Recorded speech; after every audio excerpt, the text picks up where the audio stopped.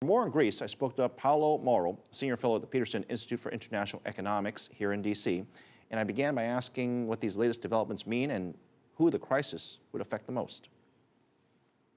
Well, the negotiations are coming to the crucial stage. I still expect that within the next couple of weeks we will see a deal. It has to happen before the end of this month.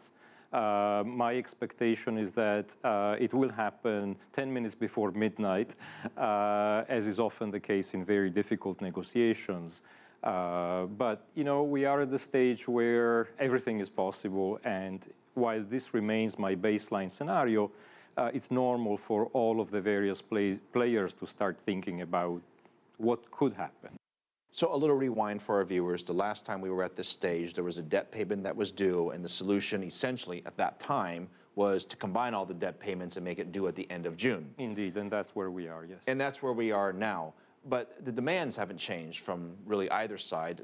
Europe wants real reforms to take place, whereas Greece, from my understanding, wants to have some of the debt restructured. And I've even heard they want the whole thing to be restructured. And we're not talking about a couple billion, we're talking about a very significant amount. I don't think it's the entire 240 billion that's owed to the different creditors, but it's a substantial amount in the form of a 30-year loan. Do you think that Greece's demands are reasonable? Well, I think what they're discussing now is various things. In terms of numbers, the number that is being discussed most closely is the target for the primary fiscal surplus. And the primary fiscal surplus is what determines how much, if any, debt relief will be needed. So, of course, the creditors are arguing for a larger fiscal surplus, and Greece obviously wants to keep that as small as possible. Meanwhile, the clock is ticking. We're already in the middle of the year. What's important here is that the two sides, I think, are not so far apart on the number at this point, but I think the creditors want more reassurance that the Greek side is going to put in place the policies that will make it possible to achieve the target. And so of course, pensions, tax reform, and so on. The biggest creditor, or the biggest, I guess, entity that has the biggest stake is going to be Germany. And they have been eerily sort of, they haven't said too much, at least not in the last couple of days. And what I've read is that they are fearful that Greece might walk away and we really might actually leave the EU, and in which case Germany would essentially be blamed for being too harsh to the fact that, well, we're in the situation that we are right now. Do you think that's a fair assessment? Well, first of all, Germany is, of course, the largest economy, but all of the euro area participants have money at stake. And in fact, countries that are actually at the same per capita income level as Greece are the most vocal in wanting the Greeks to do their homework. So, of course, this is not just Germany, it's everybody in Europe. The taxpayers of Europe all have an interest in making sure that the situation is stabilized and there is an agreement.